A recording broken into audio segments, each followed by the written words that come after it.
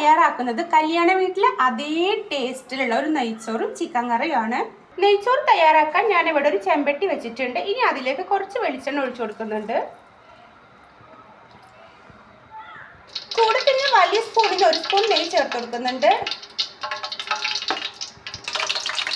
വെളിച്ചെണ്ണയും നെയ്യും നന്നായി ചൂടായിട്ടുണ്ട്.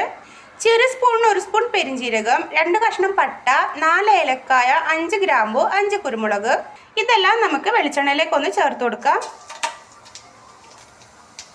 നന്നായി പൊട്ടി വന്നിട്ടുണ്ട്.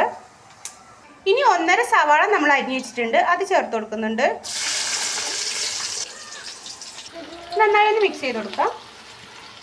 ഒരു വലിയ ക്യാരറ്റ് അരിഞ്ഞിട്ടുണ്ട്, അത് നമുക്ക് ചേർത്ത് കൊടുക്കാം. കൂടെ തന്നെ ഇവിടെ അണ്ടിപ്പരിപ്പും മുന്തിരിയും ചേർത്ത് കൊടുക്കുന്നുണ്ട്. ഈ രീതിയിൽ നമ്മൾ നെയ്ച്ചോറ് തയ്യാറാക്കുമ്പോൾ കല്യാണ വീട്ടിലെ അതേ ടേസ്റ്റ് തീർച്ചയായും നിങ്ങൾക്ക് കിട്ടും. ചെറിയ സ്പൂണിന് 1/2 സ്പൂൺ ഇഞ്ചി വെളുത്തുള്ളി പേസ്റ്റ്. ഇഞ്ചി വെളുത്തുള്ളി പേസ്റ്റ് നമ്മൾ ചേർത്ത് കൊടുക്കുന്നത് റൈസിന് നല്ല ടേസ്റ്റ് ഉണ്ടാവും. ടേസ്റ്റ് മാത്രമല്ല, നമ്മൾ റൈസിന് നല്ലൊരു സ്മെല്ലും കൂടി നൽകും ഇഞ്ചി വെളുത്തുള്ളി പേസ്റ്റ് ചേർക്കുമ്പോൾ.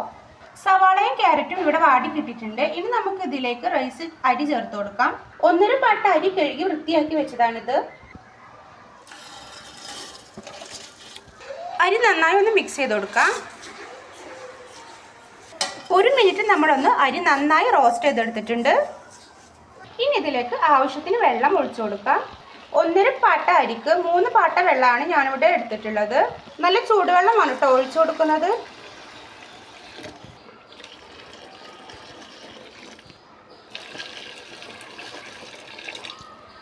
ഇനി വലിയ ചെറുനാരങ്ങൻ്റെ നീരൊന്ന് ചേർത്ത് കൊടുക്കുന്നുണ്ട്.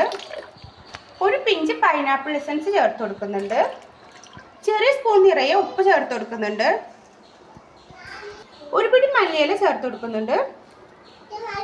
ഒരു പിടി കറിവേപ്പില ചേർത്ത് കൊടുക്കുന്നുണ്ട്. ഇനി നന്നായി ഒന്ന് മിക്സ് ചെയ്ത് നമുക്ക് അടച്ചു വെക്കാം.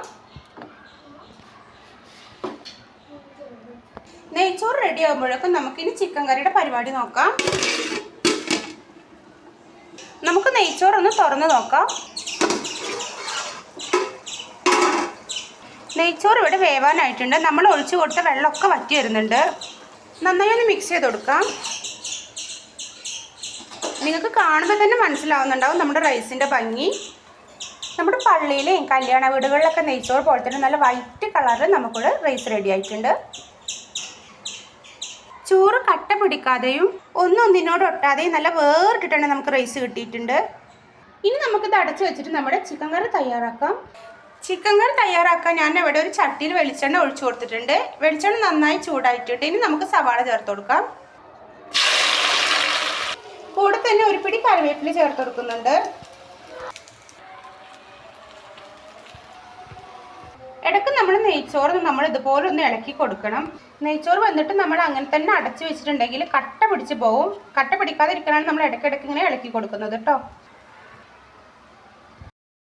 സവാള ഒന്ന് ചെറുതായി വാടി കിട്ടിയിട്ടുണ്ട്. ഇനി നമുക്കിതിലേക്ക് ഇഞ്ചി വെളുത്തുള്ളി, കറിവേപ്പില, മല്ലിയില, പുതിനയില അരച്ച പേസ്റ്റ് ചേർത്ത് കൊടുക്കാം. ചെറിയ സ്പൂണിന് 2 സ്പൂൺ ചേർത്ത് കൊടുക്കുന്നുണ്ട്. നന്നായി ഒന്ന് മിക്സ് ചെയ്ത് കൊടുക്കാം. കൂടെ തന്നെ 3 വലിയ തക്കാളി അരിഞ്ഞത് ചേർത്ത് കൊടുക്കുന്നുണ്ട്. ചെറിയ സ്പൂണിന് 1 സ്പൂൺ നിറയെ ഉപ്പ് ചേർത്ത് കൊടുക്കുന്നുണ്ട്. ചെറിയ സ്പൂണിന് 1/2 സ്പൂൺ മഞ്ഞൾപ്പൊടി. വലിയ സ്പൂണിന് 1 സ്പൂൺ ചിക്കൻ മസാല. നന്നായി ഒന്ന് മിക്സ് ചെയ്ത് കൊടുക്കാം.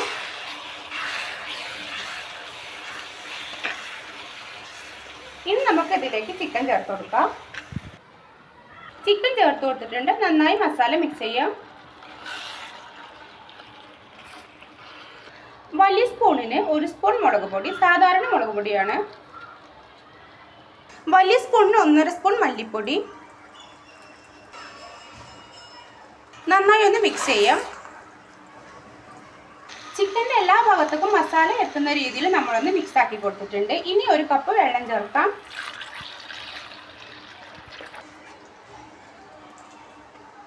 ഇനി ഇതിലേക്ക് നമുക്ക് ഒരു പിടി കറിവേപ്പില, മല്ലിയില, പുതിനയില ചേർത്ത് കൊടുക്കാം. ഇനി ഇതൊന്ന് അടച്ചു വെച്ച് നമുക്ക് ചിക്കൻ വേവുന്നത് വരെ വെയിറ്റ് ചെയ്യാം.